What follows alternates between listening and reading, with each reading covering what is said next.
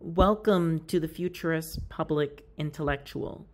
Amidst the fervor of the Republican National Convention, a surprising development occurred. Donald Trump's classified documents case was dismissed. Of course, the liberal media will paint the dismissal as impropriety on the part of Judge Aileen Cannon, framing it as a political move merely because she is a Trump appointee. As of today, there are already murmurs of her removal from the bench due to her handling of the case. Let's do what the media of any political persuasion should be doing, actually reading Cannon's ruling.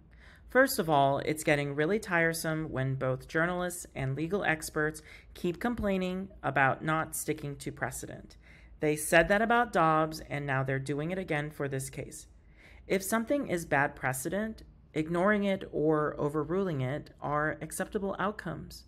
Yes, it's true that special counsels have been appointed by attorneys general in the past, but the mere fact that these attorneys general's authority to appoint special counsels hasn't been closely scrutinized by the judiciary nor Congress doesn't mean the authority expressly exists.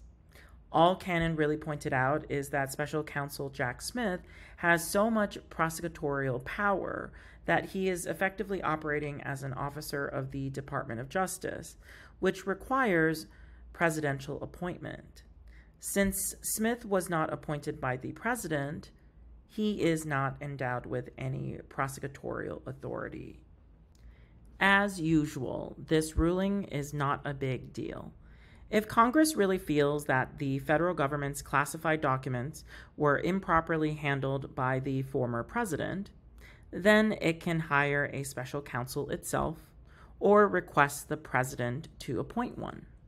If Congress chooses not to pursue the matter further, then the situation really starts to look like the Biden administration initiated some lawfare to undermine Trump's viability as a presidential candidate. Even if that wasn't the motive, this litigation is constitutionally beneficial because Smith is appealing the ruling, and that will hopefully lead to some clarification from a federal appellate court about the appointments clause and the legal authority upon which special counsels can be utilized. Thank you for listening to the Futurist Public Intellectual.